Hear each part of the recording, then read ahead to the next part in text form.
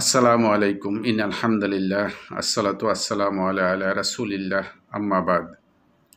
আজকে আমি যে বিষয়টি নিয়ে আলোচনা করতে যাচ্ছি সেই বিষয়টি বা টপিকটা হচ্ছে কবর বা মাজারের উপাসনা বা পূজার সংস্কৃতি, ইসলামে এর বিধান কী।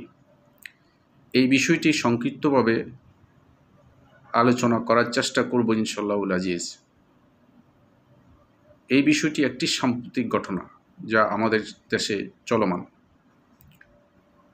এই সময় এই বিষয়টি কোরআন এবং সহিহ সুন্নাহর আলোকে, হাদিসের আলোকে আলোচনার তাৎপর্য বহন করে।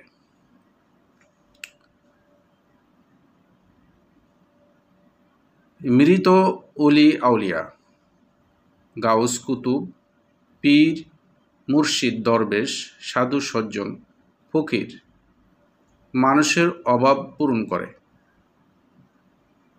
এবং দুঃখ দুর্দশা দূর করে এবং তাদের ওসিলায় প্রার্থনা করা এবং ফরিয়াদ করা ইত্তকার কথা বিশ্বাস করা শিরক। আল্লাহ সুবহানাহু ওয়া তাআলা বলেন পবিত্র কোরআনের সূরা বনী ইসরাঈল 17 নম্বর সূরার 23 নম্বর আয়াতে বলেন, আউযু বিল্লাহি মিনাশ শাইতানির রাজীম ওয়া ক্বাদা রাব্বুকা আল্লা তা'বুদু ইল্লা ইয়াহু। তোমার রব চূড়ান্ত ফয়সালা দিয়েছেন যে আল্লাহ ব্যতীত অন্য কারো ইবাদত করবে না।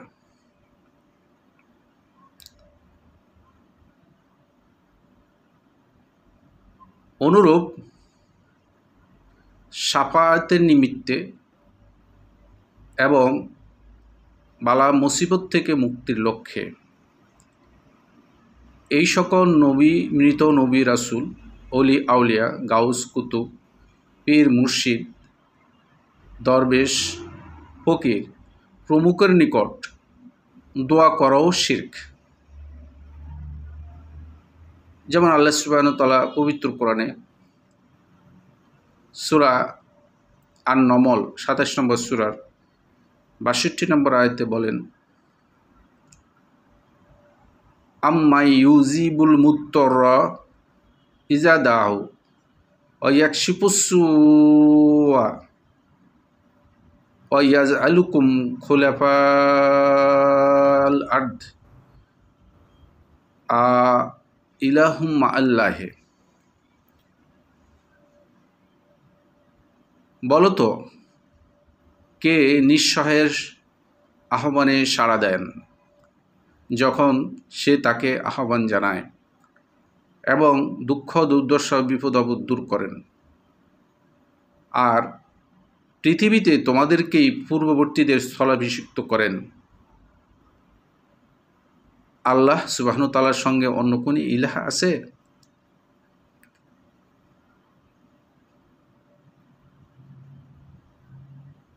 আবার তারা উঠতে বসতে এবং বিপদ আপদে এই সকল মৃত নবী, রাসূল, গাউস কুতুব, অলি আউলিয়া, দরবেশ, পীর, মুর্শিদ ও ফকিরের ইত্তকার মহাজনদের নাম মুখে নেওয়াটা একটা নিয়মিত অভ্যাসে পরিণত হয়েছে। যেমন কেউ কোনো দুঃখে বা কষ্টে বা বিপদে পতিত হলে বলে ওঠে, ইয়া মুহাম্মদ, ইয়া আলী, ইয়া হুসাইন, ইয়া বাদাবি, ইয়া জিলানি, ইয়া সাজেলি, ইয়া রিপাই। কেউ যদি বলে আয়দারুসকে, অন্যজন ডাকে মা জাইনাবকে, আরেকজন ডাকে ইবন উলওয়ানকে ইত্যাদি। অথচ আল্লাহ সুবহানাহু ওয়া তাআলা বলছেন পবিত্র কোরআনে সূরা আরাফ ৭ নম্বর সূরার ১৯৪ নম্বর আয়াতে বলছেন, ইন্নাল্লাযীনা তাদউনা মিন দুনিল্লাহি ইবাদুম আমসালুকুম। আল্লাহ ব্যতীত তোমরা যাদেরকে ডাকো তারা তোমাদেরই মতো দাস। কিছু কবর পূজারী বা মাজার পূজারী আছেন যারা এই কবর বা মাজারকে কেন্দ্র করে চারদিকে তাওয়াফ করে। যেমন মিশরে সৈয়দ বাদাবির মাজারে বা কবরের চারপাশে অনেকে তাওয়াফ করে। ভারতে যেমন খাজা মাইনুদ্দিন চিশতি এর মাজার বা কবরের পাশে চারপাশে অনেকেই তাওয়াফ করে। ফলে ওখান থেকে বের হয়েছে চিশতিয়া তরিকা। তারা কবরের বা মাজারের গাত্র চুম্বন করে, কবরের বা মাজারের মাটি তারা গায়ে গতরে মাখে, কবরে বা মাজারের সামনে মিনিট ভরে দাঁড়ায়, লাল শালুতে মাথা ঠেকিয়ে পড়ে থাকে। এই কবর বা মাজারকে তারা সাজদা করে। তাদের নিজেদের উদ্দেশ্য এবং অভাব অনটন কথা তুলে ধরে। তারা সুস্থতা কামনা করে, সন্তানাদি চায় এবং প্রয়োজনাদি পূরণ কামনা করে।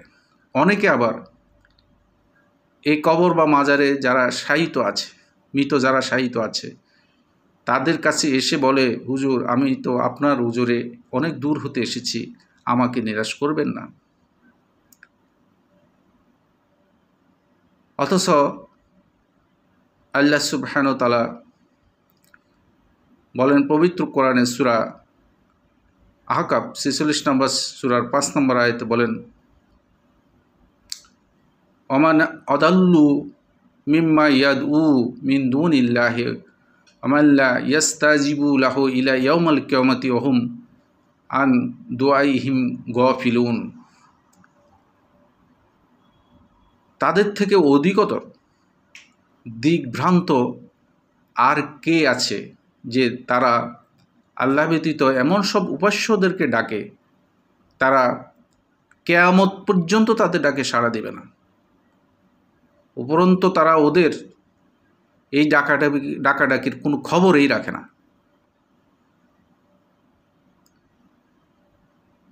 এই কবর পূজারীরা বা মাজার পূজারীরা যারা আছেন, তারা দেখা যাচ্ছে কবর বা মাজারের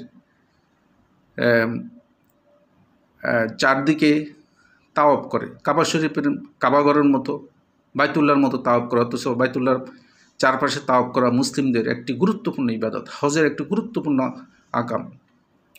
তারা সেই কাজটি এই কবর মাজারকে কেন্দ্র করে কবরের বা মাজারে তারা পাকা করে, চুনকাম দেয়, এমনকি কবরের উপর মসজিদ, অনেকে মসজিদও তৈরি করে, বড় বড় গম্বুজ স্থাপন করে এবং এই কবর মাজারকে তারা জিয়ারত করার উদ্দেশ্যে জিয়ারতের নিয়মাবলী নামে বই তারা ওখানে কবর মাজারের আশেপাশে রাখে।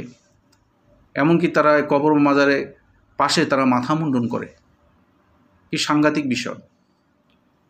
এবং তারা এই কবর মাজার এবং আর দরগা বা খানকা, পীরের দরগা, এইসব জায়গায় তারা দেখা যায় যে মানত করে, যেটা একেবারে শিরক। মানত তো একমাত্র আল্লাহ সুবহানাহু ওয়া তাআলার জন্য, অন্য কারোর জন্য নয়। এবং তারা এটাও বিশ্বাস করে যে এইসব যারা অলিয়া মৃত অলিয়া গাউস কুতুব পীর মুর্শিদ এদের যে কবর বা মাজার, তারা এটাকে মাজারে রূপান্তরিত করে নিয়েছে, কবরকে মাজার বানিয়ে ফেলেছে। তারা বিশ্বাস করে যে এসব ব্যক্তিদের যে সৃষ্টি জগতের উপর তাদের প্রভাব রয়েছে, তারা ভালো যেমন করতে পারে, মানে উপকারও করতে পারে, আবার তারা ক্ষতিও করতে পারে, অপকারও করতে পারে, এই ধরনের বিশ্বাসও তাদের মধ্যে আছে। অথচ আল্লাহ সুবহানাহু ওয়া তাআলা পবিত্র কোরআনের সূরা ইউনূস 10 নম্বর সূরার 107 নম্বর আয়াতে বলেন, ওয়ায়ামসাসকাল্লাহু বিদুররি ফালা কাশিফা লাহু ইল্লা হুয়া ওয়া ইউরিদকা বিখাইরি ফালা রাদ্দাহ লিফাদলিহি। কেউ যদি আপনার অমঙ্গল আপনি যদি পতিত হন বা অমঙ্গল স্পর্শে আপনি আসেন, তাহলে আল্লাহ ব্যতীত এমন কেউ কি আছে তা বিমোচন করতে পারে? আবার যদি আপনার জন্য যদি কোনো মঙ্গল বা কল্যাণ আসে, আল্লাহ ব্যতীত অন্য কারো ক্ষমতা আছে সেটাকে রদ করার? মোটেই নেই। সুতরাং এই কবর এবং মাজার দেশের আনাচে কানাচে, এমনকি বিশ্বের বিভিন্ন প্রান্তে, বিভিন্ন জায়গায়, শহরে, বড় বড় শহরে ছড়িয়ে ছিটিয়ে আছে। আমাদের দেশে যেমন লক্ষ্য করা যায় যে খানজাহান আলীর মাজার, বদনা শাহ, গোলাপ শাহ, শাহ আমানত শাহ, শাহজালাল, শাহপরানের মাজার, তারপর মিসকিন শাহ, শিয়াল শাহ ইত্যাদি, এই মাজার কবরগুলো দেখা যায় এক ধরনের অবৈধ কর্মকাণ্ডের আড্ডাখানা এবং শিরকের আড্ডাখানায় রূপান্তরিত হয়েছে। সেখানে অনেক ধরনের অবৈধ কর্মকাণ্ড পরিচালিত হয়, মদের আড্ডা, জুয়ার আড্ডা, সব কিছু ওখানে পরিচালিত হয় কবর কেন্দ্রিক। অর্থাৎ একত্ববাদ, আল্লাহর একত্ববাদ বিপরীত যত ধরনের অংশীবাদিতা আছে, তারপরে শিরকের আস্থানা হিসেবে এগুলো গড়ে উঠেছে। এইসব কারণে আল্লাহ রাসূল বলছেন, আল্লাহুম্মা লা তাজাল কবরি ওয়াসানান ইউবাদুস্তাদ্দা গাদাবুল্লাহে আলা কওমিত্তাখাজু কুবুরা আনবিয়াইহিম মাসাজিদা। আল্লাহ, আপনি আমার কবরকে পূজার স্থানে পরিণত করেন না, যাতে তারা এখানে ইবাদত শুরু করে। আপনি পূর্ববর্তী কওমদের উপর আপনার অভিশাপ, লানত দিয়েছেন যে তারা তাদের পূর্ববর্তী নবীদের কবরকে তারা মসজিদে রূপান্তরিত করেছে। আল্লাহ রাসূল আরও বলেন, মান মাতা অহুয়া ইয়াদউ মিন দুনিল্লাহি নিদ্দান দাখালান নার। যে আল্লাহ ব্যতীত অন্য কাউকে রব বা ইলাহ হিসাবে গণ্য করে এবং এই অবস্থায় সেই মৃত্যুবরণ করে, তাহলে সে জাহান্নামে প্রবেশ করবে। আল্লাহ রাসূল আরও বলেন যে লাআনাল্লাহুল ইয়াহুদা ওয়ান নাসারা তাখাযু কুবুরা আনবিয়াইহিম মাসাজিদা। আল্লাহ ইহুদি এবং নাসারাদের উপর অভিশাপ বা লানত দিয়েছেন, তারা তাদের পূর্ববর্তী নবীদের কবরকে মসজিদে রূপান্তরিত করেছে। এই কবর এবং মাজার কে এই কবর পূজারীরা বা মাজার পূজারীরা এমন ব্যবস্থা করেছে, সাথে সাথে মসজিদও তৈরি করে ফেলেছে এই কবর কেন্দ্রিক, মাজার কেন্দ্রিক। সেখানে তারা সকল ধরনের শিরকি কর্মকাণ্ড পরিচালনায় লিপ্ত রয়েছে। অর্থাৎ সকল ধরনের আল্লাহ যে একত্ববাদ, তার বিপরীতমুখী কর্মকাণ্ড তারা সেখানে চালু রাখছে। এই জন্য আল্লাহ রাসূল আলী রাদিয়াল্লাহু তাআলা কর্তৃক বর্ণিত একটি হাদিস, উল্লেখযোগ্য একটি হাদিস, আলী রাদিয়াল্লাহু তাআলা আনহু বলেন আবুল হায়াজ আল আসাদিকে, যে আল্লাহ রাসূল আমাকে যে নির্দেশ দিয়ে পাঠিয়েছিলেন, আমি কিন্তু আপনাকে সেই নির্দেশ দিয়ে পাঠাবো না। সেই নির্দেশটি কী ছিল? নির্দেশটি ছিল আল্লাহ তাদা তিমসালান ইল্লাহ তামাস্তাহু ওয়ালা কবরান মুশরিফান ইল্লা সাওয়াইতাহু। আলী রাদিয়াল্লাহু তাআলা আনহু আবুল হায়াজ আল আসাদিকে বলল, যেখানেই আপনি ছবি পাবেন বা মূর্তি পাবেন, সে ছবি বা মূর্তিকে আপনি ভেঙে চুরমার করে ফেলবেন। এবং কোথাও যদি কোনো উঁচু কবর বা মাজার পান, তাকে ভেঙ্গে মাটির সাথে সমান বা মাটির সাথে মিশিয়ে দিবেন। এই আবুল হায়েজ আল আসাদি হলো আলী রাদিয়াল্লাহু তাআলা আনহুর আমলে বা খিলাফতকালের পুলিশ প্রধান ছিলেন। উনি পুলিশ প্রধানের দায়িত্বে ছিলেন। আল্লাহ রাসূল যেমন আলী রাদিয়াল্লাহু তাআলাকে নির্দেশ দিয়েছেন, তিনিও একটি উল্লেখযোগ্য দায়িত্বে ছিলেন, তেমনি আলী রাদিয়াল্লাহু তাআলা আনহু আবুল হায়েজ আল আসাদিকে যে নির্দেশ দিয়েছিলেন, তিনিও একটি তার রাষ্ট্রের পুলিশ প্রধানের দায়িত্বে ছিলেন। তো যারা রাষ্ট্রের উল্লেখযোগ্য দায়িত্বে থাকে তাদেরকে এই নির্দেশ দিয়েছেন আল্লাহ রাসূল, যে যেখানে তোমরা মূর্তি বা ছবি পাও তোমরা তা ভেঙ্গে চুরমার করে ফেলে দিবে, এবং কোনো উঁচু কবর বা মাজার যদি পাও তাহলে তা ভেঙ্গে মাটির সাথে গুঁড়িয়ে দিবে, মাটির সাথে মিশিয়ে দিবে। এর উদ্দেশ্য হলো এই কাজগুলো হলে যে কবর মাজার কেন্দ্রিক যে শিরক চর্চা হয়, অর্থাৎ আল্লাহ সুবহানাহু ওয়া তাআলার একত্ববাদ বিরোধী কর্মকাণ্ড পরিচালিত হয়, তার সমূলে উৎপাটিত হয়ে যাবে। এই জন্য এই হাদিস। সুতরাং আল্লাহ রাসূলের নির্দেশনা অনুসারে এবং আল্লাহ সুবহানাহু ওয়া তাআলার